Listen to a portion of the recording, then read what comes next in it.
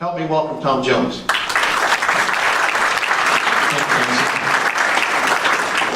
Give me a second, I'll get organized here. I'm going to tell you about my youth. I grew up in Garden City, Kansas, and I was a north of town farmer. And I've got some of my south of town farmers out in the audience right now. The north of town farmers were the poor farmers, right, Steve? Yeah, he's laughing.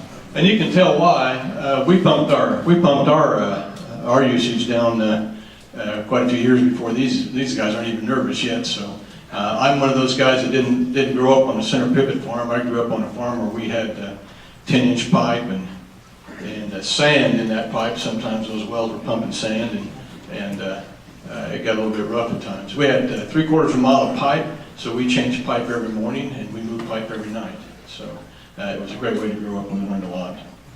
I learned a lot about working. I learned a lot about child labor laws too. So to get organized here, I'll try to run this so I don't get messed up. You can see I'm a managing member of High Plains Feedyard. It's a feed yard, 50,000 head. You read my bio, I guess. We started about 20 years ago, bought it at 20,000, decided we'd make it 52,000. And there's days we don't know if that was a good idea or not. But we're dealing with what we have. And I put this slide up just so you know who my family is. And I've got almost all my family members there, except for my ethanol plant family member, and he's off mugging my nutritionist at Plains Nutrition Conference in Texas somewhere. Something about feeding Milo, I guess. So, and this is some things we're working on. But if you look at our family, we'll look at BRCS. It's a veterinary research and consulting services. They work out of my yard. They manage 900,000 cattle across the U.S. on a daily basis, so I have a PhD DBM on staff at my place. They house a research area where they have microbial research out of my building as well. Also, along with that, you'll see another veterinary group. It's Ashland Veterinary Center, and these are one of the top 10 cow-calf veterinarian companies in the U.S. They manage roughly 200,000 cows on a daily basis. And then we go back over to another side of it. We look at ABS, and they're the number 6 seed stock operator in the U.S. The number 2 seed stock operator in the U.S. is Gardner Genetics. So we're heavily involved in genetics and genomics. We do have grow-safe nodes. The grow-safe nodes are it's equipment that we use to actually measure how much cattle are eating on a daily basis, on an individual basis. So we know what their intakes are and several hundred other thousand data points as we go through a 100-day trial on feeding these cattle. But we're basically trying to find the cattle that eat the least, gain the most. Another person in there, the GrowSafe and Performance Cattle Company, those people combined have the largest database, phenotypic measured database of cattle in the world today. So they both work out of our place, they're part of our family. One of the most important people we have in here is some of my south of Garden City neighbors also is Circle Land and Cattle Company. Dairy heifer development, dairy cross and steer research, they were the first people out here in this part of the state to get involved in Sim-Angus bulls on Holstein heifers and Jersey heifers, and we're trying to make a really nice product out of a dairy's a byproduct. They also have a grow yard, and more important than that to me is they have a grazing program. In the next few weeks, we'll be having some people out of Noble Institute come out. We're going to take a look at maybe moving some of this row crop stuff off into grass, or maybe some other form of grazing season.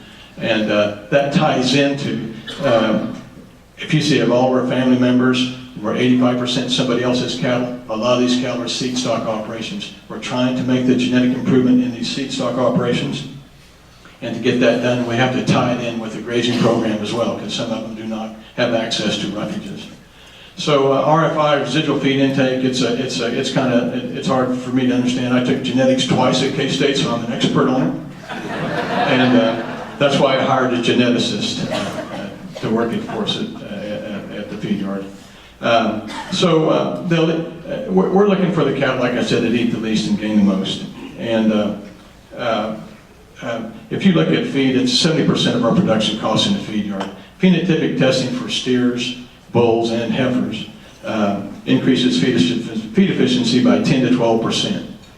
It doesn't sound like a lot, but if you're a cow-calfman, a producer, what it means is your most efficient cows consume 20% less forage when they're non-lactating. When they are milking, they're going to eat 12% less forage. So that's significant, you know, if they're especially using an irrigated type pasture. In the feed yard, a 10% increase in feed efficiency at today's prices means we'll save $50 a head. At the same time, we reduce our daily feed intake by 2 pounds per head per day, and that ends up being about 1.4 pounds of corn per day. And you look at it, that's about 3 or 4 bushels per head over a 150-day feeding period. Doesn't sound like much to you, but if we'll always turn out 100,000 head of cattle every year as we finish, and most years we'll get a little bit more than that. But that's 400,000 bushels of corn that we'll save over that time frame. And corn farmers are going to stand up there in the back and be going, well, we want to sell more corn. We'll probably still buy as much corn from you as you will, as we do today. We talked about that, you know. But we'll be making more pounds of beef with less corn. And that's what we know about corn today, and know about feeding cattle today. But then when we start talking about what are the benefits for using these grow-safe nodes. And we talked about reducing our feed intake by 10 to 12%, reduction in liver, stomach, and intestinal weights. That gets us more efficient, better conversions. 25 to 30% reduction in methane production. NP and K are all reduced. And we all know that efficient calves become efficient adults. The progeny of these low RFI cattle are more efficient. In today's age, we're into marketing as well, just like all you guys are, whether you know it or not if you're a producer. But people are looking at what our carbon footprint is like and what our water usage is like, and you know, are we treating our natural resources as commodities, or are we trying to manage them? And that's something that we have to think about every morning when we get up. So what's the future? Why are we doing all this stuff? We want increased in weight, shorter days on feed. So what does that mean to us? That means we're going to go out and have a cost of gain in the feed yard of 75 cents today. If we go on a pasture gain, it'll be somewhere between 45 and 50 cents on the pound of gain. Everything we do is to make money, but our first thing is to make a wholesome product, be a safe product. We got to keep our customers in operation, make sure their margins are growing every year, and make sure my company's margins are growing each other. I'm growing each year as well. So, but if we can graze these cattle on a program, and that sounds illogical out here in Western Kansas when we start talking to an irrigated farm out here. We want to turn your program into a grazing program. You'll get a lot of pushback real fast on that. But it's part of making sure that we can extend the life of this aquifer in the very least. So this is the money on it. You know, we bring these cattle in weighing $9.50. We've tested this versus $7.50. We make another $60 per head. My customers do. But the fact is, with the genetics that we've been using, we can bring these cattle in weighing 1,250 pounds, and they haven't had a bite of flake corn off the Ogallala Aquifer, and we do it with genetic selection. And that's going back to, it's part of our family that we looked at earlier on. You wonder why our seed stock operators are important to us. Well, that's why. So we'll bring a 1,450 pound animal into the feed yard. That's where we hit the wall. We couldn't make them gain. They had a negative actually cost of gain. But we still beat the grid by $3 or $4 a hundred. $12.50 is a sweet spot on it, and I promise you it's not accepted by the cattle feeding industry today. What we want to do is bring your cattle in, and we want to put them on feed weighing 800 pounds and feed them 150 days, and we'll process corn, add 7% moisture to it, and walk away with and market your cattle and walk away and hope everybody's happy. But that's not sustainable. If you saw on the map where my feed yard's sitting, we got 25 years worth of water left if the projection is right. So we're getting serious about trying to manage that. So if we tie it all together, we're looking for predictability. Predictability allows us to make marketing decisions down the road. You know, we're changing the way that we market cattle today. We're changing the way the industry looks at cattle, and looks at the industry and looks how we make our profit. Our margins are set up. So if we make this consistent product and we start a consumption and we can go 90 days in a feed yard or down, we'll save money. We'll make more money with our production, and we'll still beat the grid, and we'll use less water, less corn. Traceability, that's another thing, another issue that we work with our producers. Nobody wants to have an ear tag in their cattle's ear. They follow it all the way through to an end user, consumers. But these are management and marketing strategies that we've incorporated into our business today. And we'll go to bed at night knowing that increased efficiency and performance reduces our environmental footprint.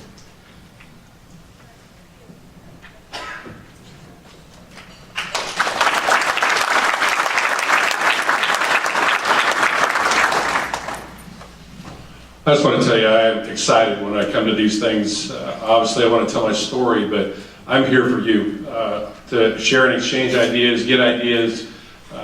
The practices, I've been blessed. I've been able to be with partners in Texas and Colorado and Oklahoma and Kansas and learn ideas about what can be or what the picture can look like. Where I am, we've been under allocation on about a third of our farm for over 35 years. So we've learned how to manage, and it was practical. It made a practical application for us to move that onto the rest of our operation. So our operation is in the middle and the upper Republican, as well as the Platte, the Twin Platte, which is kind of centrally located in the Platte Basin. What I didn't show in the bios is I spent a lot of time at the state level. Part of the Water Sustainability Fund, I co-chaired that to look at it and get dollars to put our money where our mouth is on these ideas of water. And also, I still am involved with the integrated management planning process for the Platte Basin, as well as the Republican, and we're charged with this sustainability project. So some time ago, I put our own farm into a demonstration project and went to the industry, went to the John Deeres, went to the Trimbles, went to the Valmonts and the Lindsays and said, hey, all these practices are great, but how come the adoption level is slow? I went to the university and said, hey, this research is great, extension is good, but where's the lack of conversation? How come we cannot ramp up this adoption level? And so we took it upon ourselves. So I'm a third generation. My son is fourth. He recently returned 4 years ago. And now we have a 3-year-old grandson that I spent yesterday with that he's already running the operation. He knows more about what grandpa should be doing, could be doing, and what color his tractors are. So that's a good thing.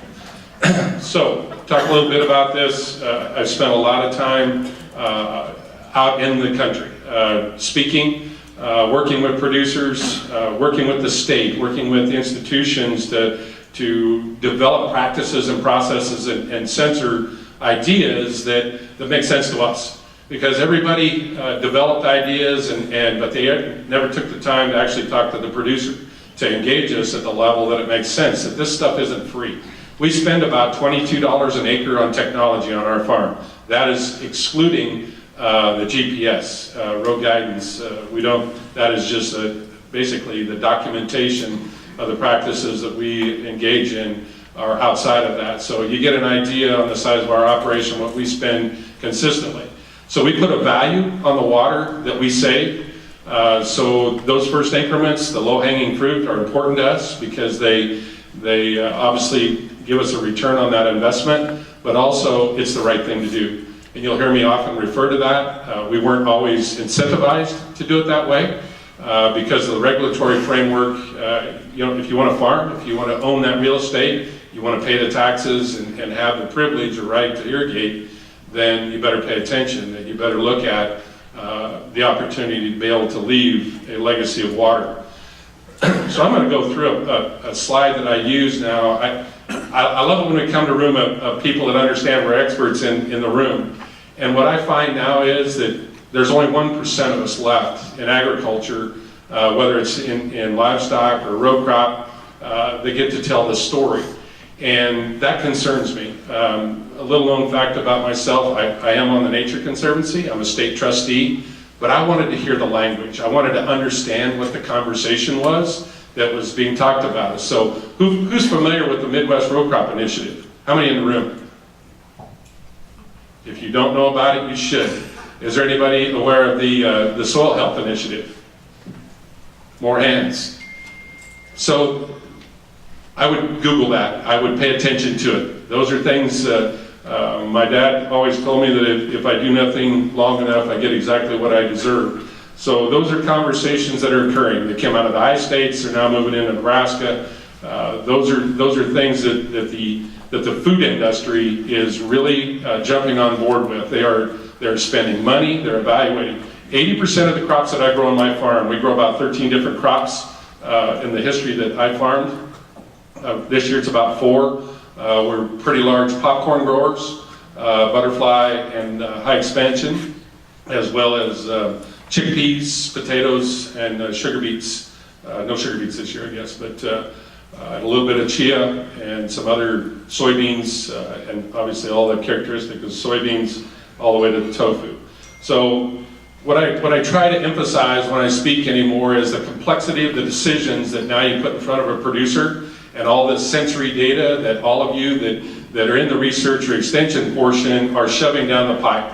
And that level of trust that a producer, myself included, my son, and probably the next generation, and we have access to more and more of that in real time, but collectively, at what point can we turn it into a decision tool?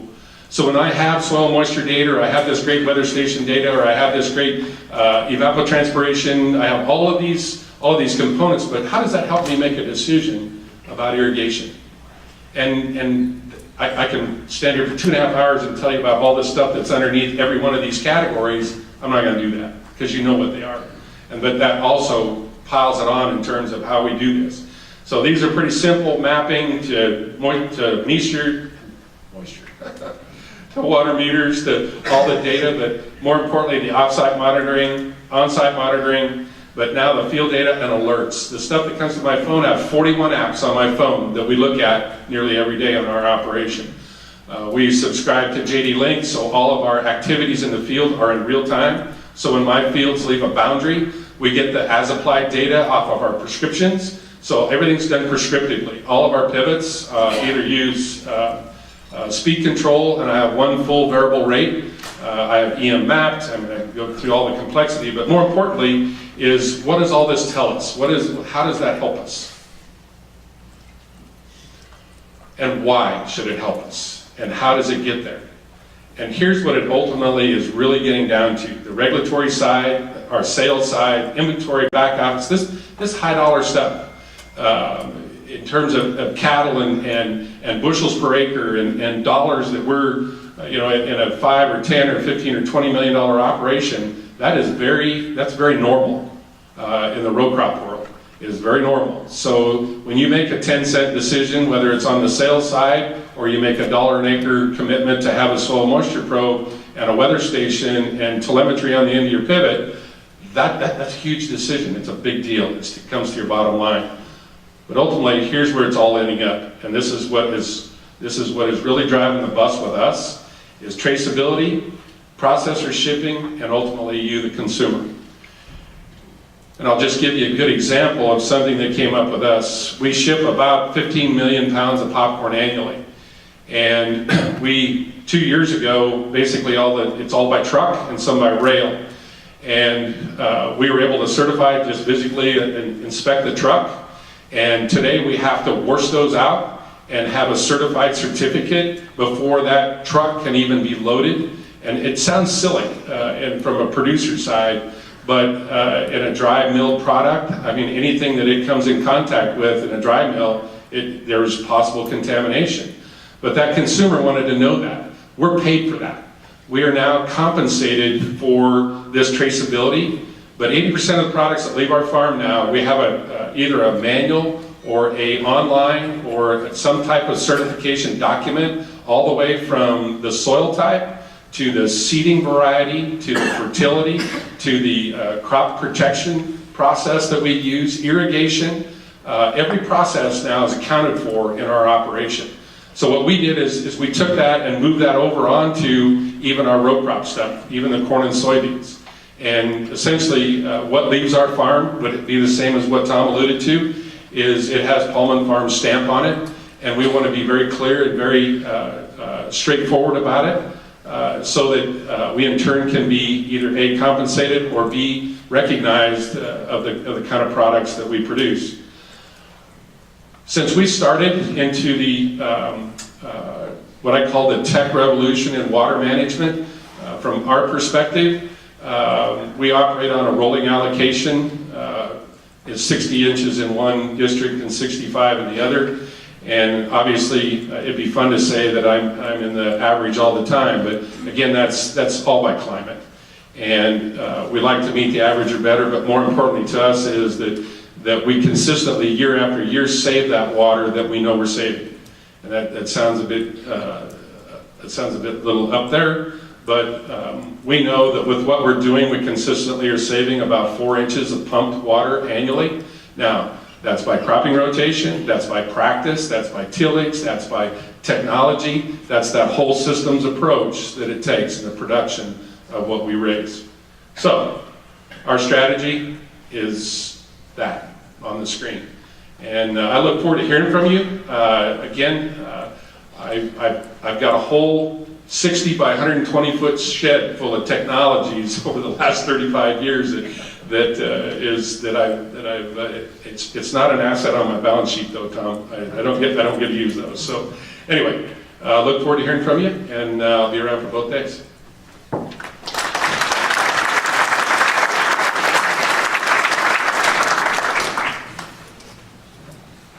Well, good afternoon. I'm certainly glad to be with you guys. A little bit of a last minute sub here, so I missed the secret handshake, secret signal conference call they had. So if I go long or if I get off topic, they'll have to throw something at me. But my name's Kyle Averhoff. I'm a local dairy farmer here in the Garden City area. My wife and I were transplants to the area about 20 years ago now. And so I'm originally from Central Texas. My wife is from Florida. And we remain happily married. Counter to a lot of the words, when dairymen move their wives to Kansas, there's always this myth that it didn't last too long. But Western Kansas has been a great place for our family to grow, our business to grow. We're very, very passionate people about what we do. I'm the third generation of my family to milk cows. We're very focused at all times on what do we do to allow the next generation of our family to milk cows if that's what they desire. So I'm happy to be with you this afternoon. I'm going to keep it pretty brief and hopefully have some good questions that we can elaborate on as we go forward. So this would be a picture of our operation. Like I say, it's just here east of Garden City. This isn't quite up to date, but I really like this picture because I think it paints what Western Kansas is about to us. Our dairy's in the center, but as you look around, you see circles as far as the eye can go. And so you see green, and so we have an ability to grow things. You see space. These were all real positives as our family chose to come to Western Kansas. Like I say, it's been a great area for us. It's something we treasure. This is our home dairy. This is where it originated in the year 2000. So I'll share just with a little bit about our operation. We opened in November of 2000. Like I say, we're out here in Western Kansas. Our ownership consists of 6 partners, all of which are agribusiness related partners in the business, including my family. We expanded the operation in 2014. We had the opportunity to buy another site here locally that really fit into how we operate really well.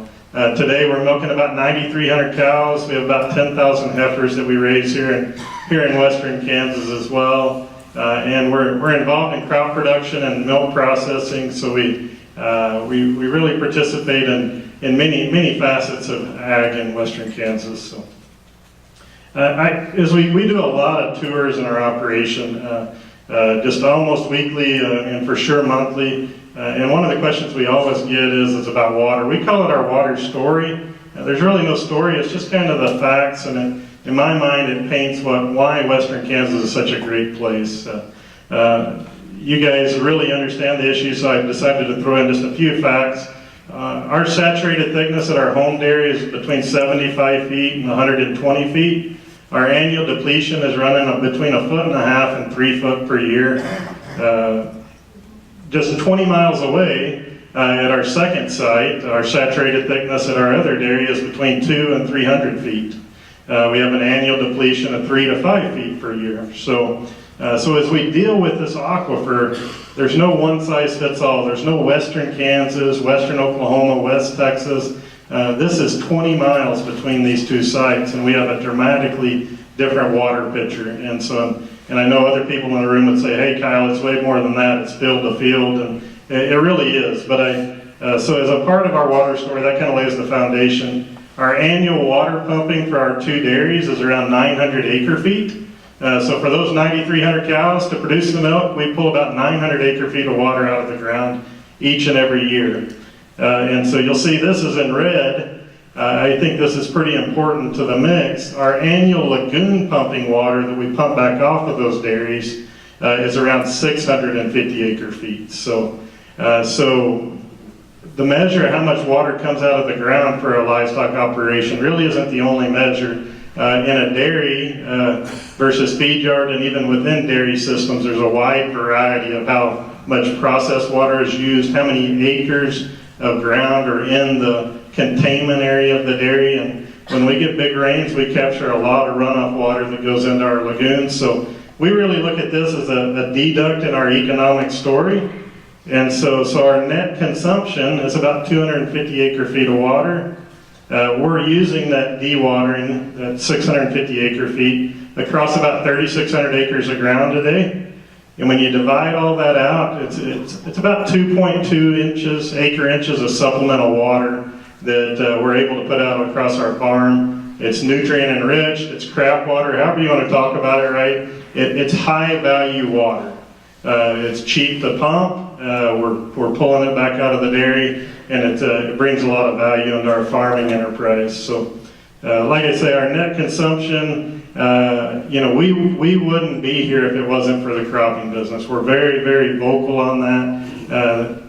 We think that it's the job as being a community member and being a part of Western Kansas is how do we bring the most value to this water resource we have. And so as we look at that picture, we think that as we can do things, no matter what it is, from ethanol production to milk processing to feed yards to dairies, all these higher value uses. And at the end of the day, in our particular instance, we're able to take this 250 acre feet of net consumption and we're able to utilize it to produce milk. And when we put that in terms of what that means, that's kind of about 1.5 circles of corn. If you figure it 18 inches of water, we think we can do corn at less than that. But that's kind of what it equals out to. And in turn, we have 85 employees. We put 120 kids into schools.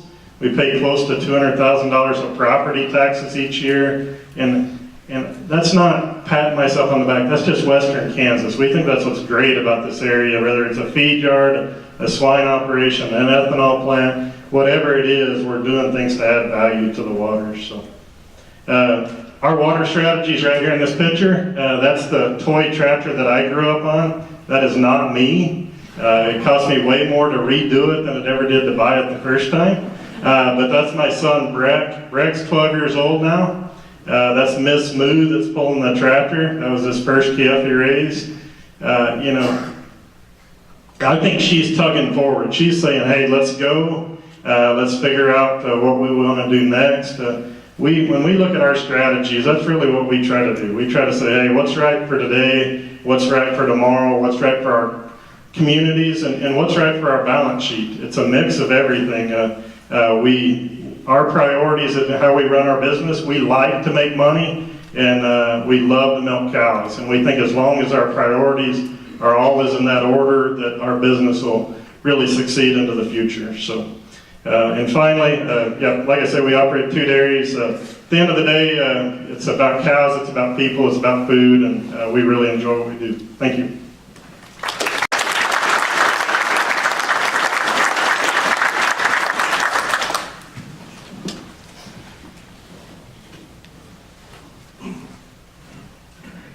Good afternoon, everyone. My name is Darren Buck, and I am a producer from, well, I'll just point to, well, no, I won't. That slide's already gone. I am from the very, very southwest corner of Kansas. Actually, I live just south of the border of Kansas and the edge of the Oklahoma Panhandle. So I do not have slides for you today. I'm a smaller producer compared to these guys. I was thinking about listening to them. I was like, wow, I sure wish I could have let off today. They're a tough act to follow. I'm excited to be here. I'm passionate about agriculture. So let me paint a picture rather than slides with maybe a few words. So I also come from a family farm, third generation. My granddad homesteaded in the edge of Baca County, Colorado in 1917. So this is our 102nd year. My son, who is 17 years old, is maybe he'll be the fourth, and who knows, maybe he will not. But I come from the middle. Up there, you can see where I'm at. My saturated thickness ranges from about 75 to 150 feet. So I deal with a considerably different issue than Mr. Roric, who is dealing with 400 saturated thickness. So I'm staring at the end of the useful life of the aquifer in a very short order. So the reason that's important to me is because of some of the things that I tell my kids. We live like we do today because of the blessings that the land has brought to us. So every day when I walk out of the house, I get a little emotional, that's just the way I am, but I've always told my kids I carry two things. I carry a burden on one shoulder and a blessing on the other, and it's the same thing. It's 100 years of family history, and it's a privilege that I get to walk out every day and to be a producer and to create food from the resources that God's given us in this land. So my job is not only to be a producer and to run a profitable business, which as an economics training, my background is in economics, I'm absolutely about doing. But it is also about, can I be sustainable? That's really the buzzword right now. Something else that my bio doesn't say is I actually own a pizza joint in Oklahoma City. The reason I bring that up is somebody mentioned earlier about street cred and traceability. Mr. Rorik's talking about traceability all the way to his consumer. Well, I get to see it from the producer side. I get to see it from directly at the consumer side. And I had an experience I want to share with you. So one day when I was in the store and we were, I can't remember, we were having some kind of a function specifically, and I was just milling around the store talking to people, talking to customers and getting their feel for what was going on. And so one of them, we start talking and I tell them about that my real job, my day job, is a farmer. What is interesting is when you say that you're a producer, that you are actually a farmer, that you're on the land, you have got instant street cred. The consumer will listen to you. And so hear me, producers, and hear me, all of you guys in this room that care about agriculture and care about water, we have to tell our story. We really have to tell our story. So I instantly get bombarded with questions about, well, what about this company called Monsanto? Right? One of the most hated companies. And it's interesting. Are they really doing bad things to you that you can't make money, you can't own your crops? And it was interesting, their perspective. And I said, let me grab a chair because this is going to take a while. But I sat down and explained to them and just told my story about the fact that no, they weren't my enemy. That we have lots of scientists working in those companies to create new products, to create better ways of production, to create more sustainable ways of production, and I've actually benefited from their technologies on my farm, and they were really taken aback. Because consider the sources of their information. And they're honest, seeking people. But we've got to tell our story in agriculture. So the purpose of this panel is, what are some sustainable practices? Well, I've only been full-time farming for about 10 years when my dad retired. So I'm going to share with you just 5 basic things because I still think there's low-hanging fruit to be had. So 5 basic things that I did on my farm. And by the way, I think there's a little bit of a misconception. I think the cover crop guys are more, that's Hopper, is that right, you guys? Okay. Because I have done that very little. But here's some of the things that I've done. The first thing I did when I came back onto the farm is I went all cold turkey, no-till, strip-till farming. So no-till on the dry land, strip-till on the irrigated acres.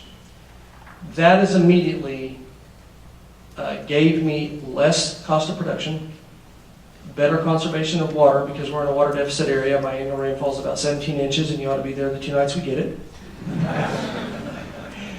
So every drop of water that I can save is important. 2, we also have telemetry on all of our stem pivots. So I can pull them up on my phone, I can look at them, I can stop most of them. Some of them I can even change the speed in reverse directions. But the point of that is, the real point of that is so that we can monitor them and know what's going on. And if we have been by in the morning to check a well, and by the way, all of our wells are pretty much, I have one electric well, the rest of them are run by natural gas. So you're going to go by those once a day and look at them. If you go by that, let's say 8 o'clock at night, and then 30 minutes later, your sprinkler quits. I wake up 6 o'clock in the morning, I get out there. By the time that I get there, that sprinkler is set there for 10, 12 hours.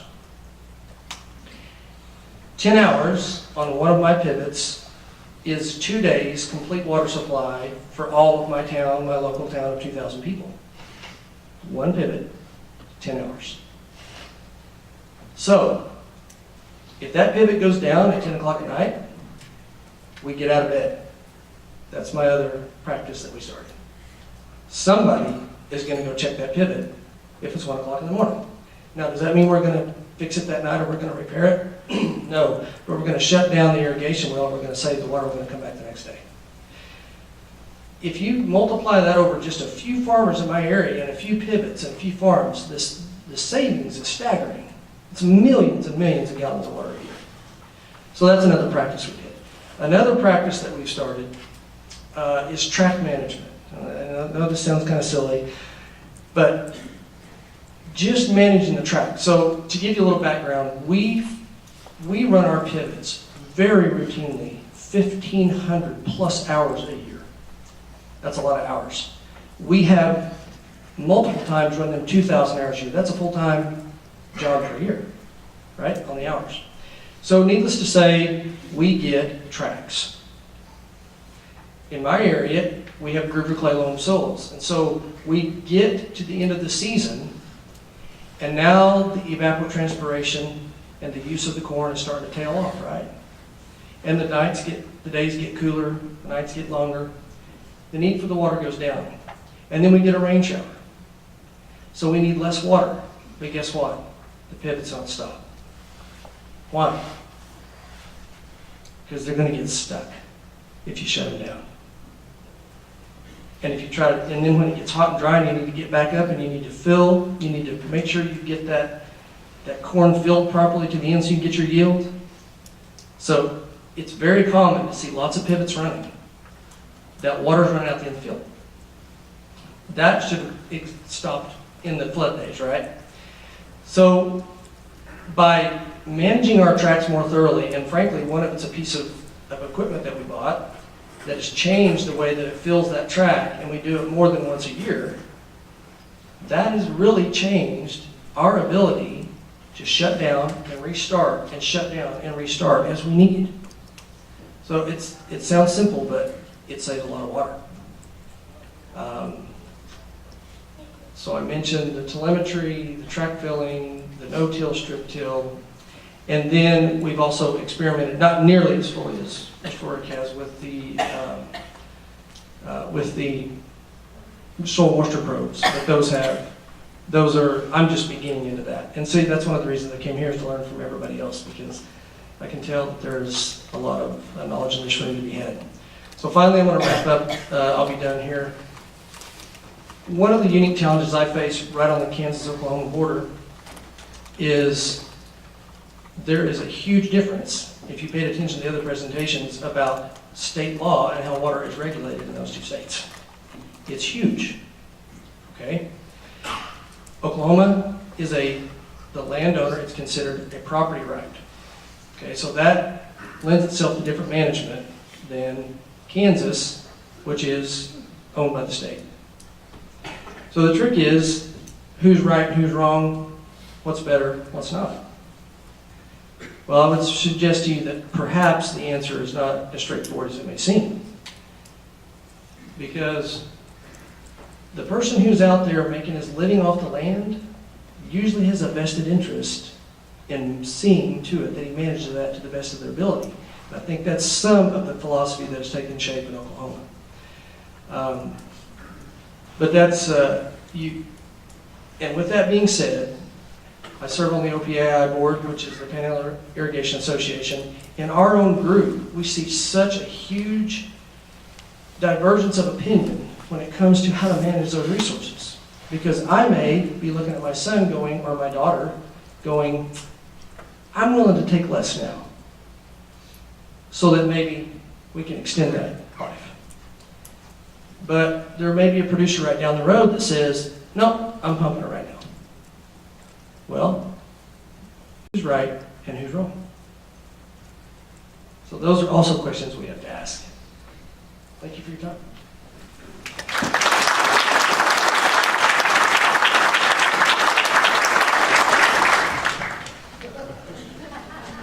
What's next?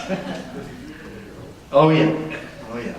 My name is Ronnie Hopper. I'm from Petersburg, Texas, which is a small town northeast of Lubbock, Texas, about 35 miles northeast, in fact. We farm and grow primarily corn, cotton, sunflowers. Occasionally, hadn't grown those in a few years with markets the way they are, and wheat. We're continuous no-till producers. It's something that's very near and dear to our hearts, advancing soil health. I can't remember who was it that mentioned the Soil Health Initiative. When we started our little nonprofit group to promote regenerative ag, we thought about trying to align ourselves with them and you know, be considered the Soil Health Initiative of Texas. But there was a really unfortunate acronym associated with that kind of led us to go with No-Till Texas, and so that's how we ended up with that. But really, I'm coming at this from a little different perspective. I don't spend a lot of time thinking about water and water policy. That's kind of more my dad's arena. But really, I spend all of my time thinking about soil health, building soil carbon, and regenerative ag. And really, it's easy for all of us to view things through the lens of reductionism, but you can't separate the two. You know, life is not acausal, it's multicausal. And all things are interconnected and interdependent across space and time. And you can't just start separating things out and reducing them to their base components. As soil health declines, we cover many of those mistakes with water and those inadequacies. As soil health improves and organic matter levels improve, water holding capacity is greatly improved and gives you a lot more things to go forward with. And I guess I'm not really, there's a debate in all of this. And there are people on one side who promote preservation. And then there's people on the other side, like myself, that promote and preach conservation. And the two things are not the same. And you know, a preservationist would say that, and there are those that would go so far as to say that any agricultural use of water is a waste. And then on the other side of the spectrum, there are people who don't want to be told anything, or you know, the kind of the worst stewardship practices that you could imagine. And I can promise you there's not very many of those people, because they wouldn't be economically viable for very long if that's the way they felt. But most people, and I think what I've noticed the most about hearing the panel discussion is all of these people are extremely focused on conservation. Last night we had the opportunity to go down the street and walk in distance. There's a little Mexican food restaurant named Tequila's, and they have tequila there, if you're wondering. And it was a great Mexican food. And I didn't know that you could get great Mexican food this far north, but it was great. And they had an order of 3 chili rellenos a la carte. And I don't know why you couldn't just get one, because they were huge. And then so Dad got an order of fajitas, and I got the chili rellenos. We kind of shared, but as I was eating it, and I ate it all. But in case you were wondering. But I really wanted to save one for my sister, because my sister loves chili rellenos and she loves Mexican food, and she lives in Minneapolis. I can promise you they don't have good Mexican food that far north. So I thought to myself, man, it'd be great if I could save one of these chili rellenos for my sister, because I know how much she loves them, but I'm not going to see her for another 3 or 4 months. And so I'm thinking to myself, you know, I could take it home, and I've got 3 kids. There's really nice space in the refrigerator or the freezer. You know, they eat all the time. You know, I don't really want to put it in my closet, because pretty soon it's going to start stinking.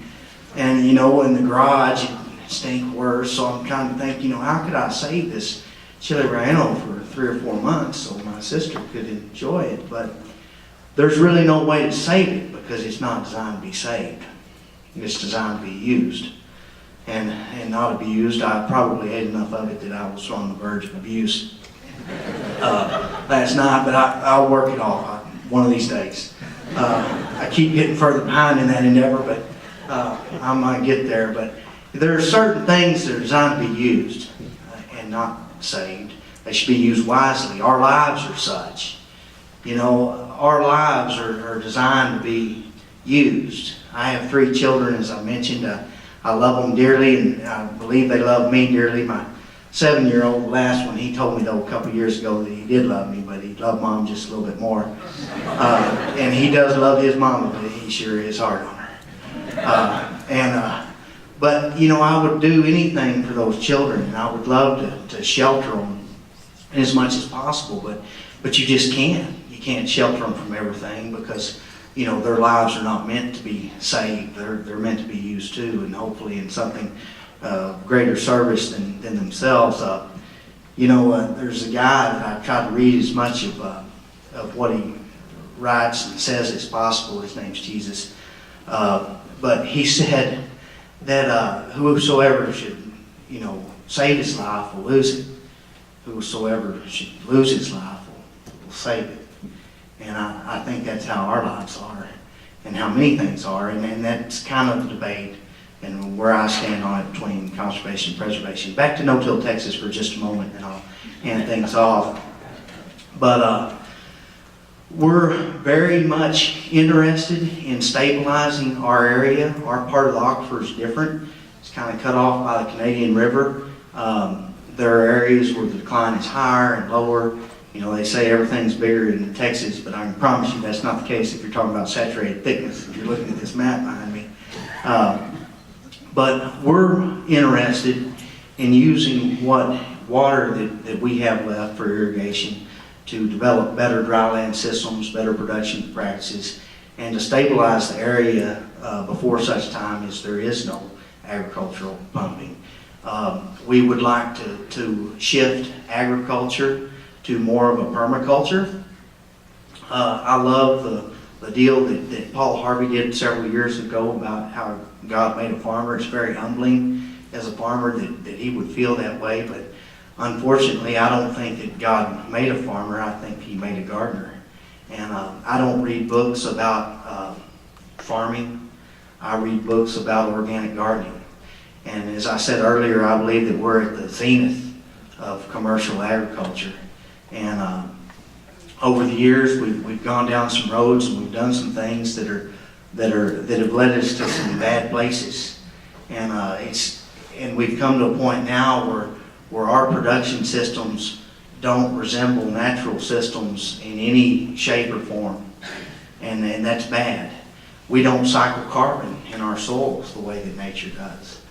The nutrient cycling and nitrogen cycle doesn't work on a farm, a conventional farm, the way it does in nature. And a lot of you from places with shallower aquifers than ourselves, you know, get to live some of that firsthand with, you know, nitrate problems and everything else. But, you know, as we've knocked different trophic levels out of that soil food web and out of that ecosystem, it's taken a tremendous toll.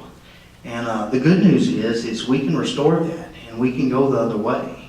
And there is, and I'm not an organic farmer, and I'm not opposed to the organic farming or anything else. You know, I said earlier that I believe that we're all reductionists of some type, and you know, I like to point fingers at those organic guys who are doing a lot of tillage and they point the finger back at me for using a lot of chemicals and whatnot, but you know, we've each got a piece of the pie, and we're working hard to reduce fertilizer use, pesticide use, to use biological controls, and to develop and restore those trophic levels in the soil food web so things function more naturally and more resemble natural function. And that's really what drives us going forward, is that hope that we can do a better job and mimic nature and be a beneficiary of the great and awesome power of Mother Nature.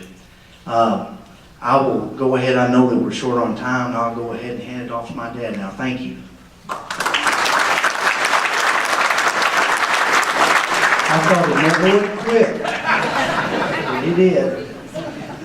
I'm Ronnie Hopper, and I'm a lifetime farmer from the Lubbock area. And the fact of the matter is, I'm living on the same farm that I was born to, and also RN was born to. I'm thankful and happy to be here and have a little part on the program. I'm not going to take a whole lot of time because I know we're running late. But I do want to say that I think it's a great opportunity for people such as us to come together and discover that we have much more in common than we have differences. And one reason I came today is as a member of the Water District Board for 4 or 5 years, the last 4 or 5, I've come to realize that I know very little about the rest of the Ogallala and other states. And for instance, South Dakota, Nebraska, I know very little and hope to learn more. And really the only thing that I know about Kansas is what I've learned through the movie Wizard of Oz. And so I'm dating myself a little bit there on that, but I do want to make a few points. Number one, I think the Ogallala is a finite resource for the most part, and especially in my area. And as RN mentioned to you a moment ago, the Canadian River, which runs east and west from Amarillo across the Texas Panhandle, cuts off the southern portion of the Ogallala where we're located. And it was a great water resource for a number of years. It remains that today. But it's different now than it was 50 years ago. And I hear people say, well, you know, if these first farmers that started irrigating in the 50s, principally because of the drought of record, if they'd have saved more water and hadn't wasted it, you know, we'd still have a lot more water today. And my argument on that is, by the standards of that day, the standards of that time, that water was not wasted.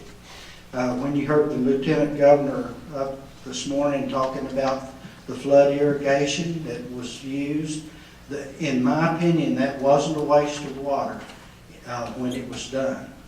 But we have a great and awesome responsibility to protect the aquifer in as much as we're allowed to do, and in as much as we can afford to do. If you take an ordinary farmer such as myself, when RN was a youngster, I know I wanted to take care of the land to the best of my ability, but there finally comes a balance between whether you're going to help your child be educated through college, or high school, whatever, a balance on perhaps I could do a little bit extra for the land or see that the children were educated. You know, common sense tells you that you're going to do what you can do to make your family, to give them the best start possible. As I say, the Ogallala is a wonderful resource. If you look back to 1849 when the gold rush occurred in California, that gold rush populated or served to begin the springboard for the population in California, and it remains today. However you want to look at it. But when that resource dwindled, then things changed. And so I mention this to ask you a question, that when things change, what is the worst thing that can happen? The worst thing you can say when you finally recognize change is, I didn't see it coming. And so certainly as we move forward and use as opposed to abuse the water that underlies us in these states. We will do that in a manner which we hopefully will be prudent. But I will say too, agriculture has a great story to tell, and too many times we focus on the negative as opposed to the positive. And I'll give you an example. The amount of water that it took to produce a pound of cotton when I started farming, graduating from Texas Tech, that amount of water will now produce 3 pounds of cotton. That's a great success story. Let me ask you, did anyone in this room, I see some older people, has anyone ever owned a Motorola brick phone? The old big phone with a big battery, you know what I'm talking about. But one of the sturdiest phones that I ever had, I put 60,000 minutes on that phone and never any kind of failure. In fact, I had a lawyer friend who was a state judge. He told me that was the only phone that you could beat someone to death with and then still call 911. Now that is a durable phone. But the question I'm going to ask you is, who in this room 10 years ago could envision that you would have one of these in your pocket, understanding that they went to the moon 50 years ago on a 286 computer? So what I'm trying to say to you is, never underestimate technology. And I believe in free enterprise. I believe that if people are given the ability to make a profit, that someone will come up with some better answers that we cannot, as regular human beings, envision. And so we need to look for that and understand. I want to say just a little bit about No-Till, Texas. About 5 or 6 years ago, we've been into No-Till, and it's a tough road because there's fewer. You can really make a mess in a hurry, and you can't coat it up with a plow. And so it takes a collaborative effort. Arnie graduated from Texas Tech. He's got college friends, and they call each other even though they live 50 or 100 miles apart or even 10 miles apart, whatever the number. And that collaborative effort is a wonderful thing because most people are suffering with the same kind of trials and tribulations.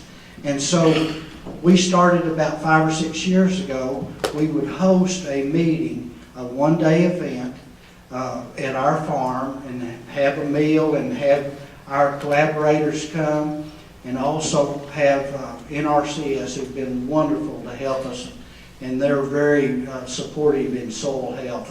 I can't say enough good about them. Texas Tech University, Texas A&M, AgriLife, and a number of others who I'm not going to mention. But they all come to that meeting. We had it for 4 or 5 years there, and then we decided to transition, and it's RN and his cohorts, basically, that decided to transition into a winter meeting, which we had our first annual in Lubbock this year. The second annual will be in Amarillo. And it's somewhat on the same thing as No-Till on the Plains, but it's more geared for our area. But what I believe is that there's going to be fewer farmers in the future going forward, because that trend's been going like this, or like this if you're looking at it, for a good number of years. I don't see anything. Maybe you can tell me if you see something that's going to change that. The amount of water that's being pumped in my area, if you trended it's doing that. And what's going to change that? There's not anything. And the amount of tillage that's being done on the land in our area is the same way. It slopes the same. There's not anything that's going to change that. So soil health is going to be more and more important as the water capacities dwindle and the use dwindles going forward. So if we can depend more on the rainfall, and if you had a soil that had the ability to infiltrate that big rain that we get that comes an inch in 15 minutes, the more that you can soak up before it runs off, the farther ahead you're going to be. And going forward in years to come, that's going to be even more and more. And I truly believe that there'll be fewer farmers 10 and 20 years from now, but those that remain will be able to maintain a good middle-class lifestyle, and we'll do the best that we can with the resource. My mom gave me some really good advice one time in my life. She said, go on and do the best you can. And that's what we're going to have to do. And with a collaborative effort, you know, that can be accomplished. And I noticed also that if we can solve these problems at the lowest common denominator, that will be with the most favorable outcome. So thank you.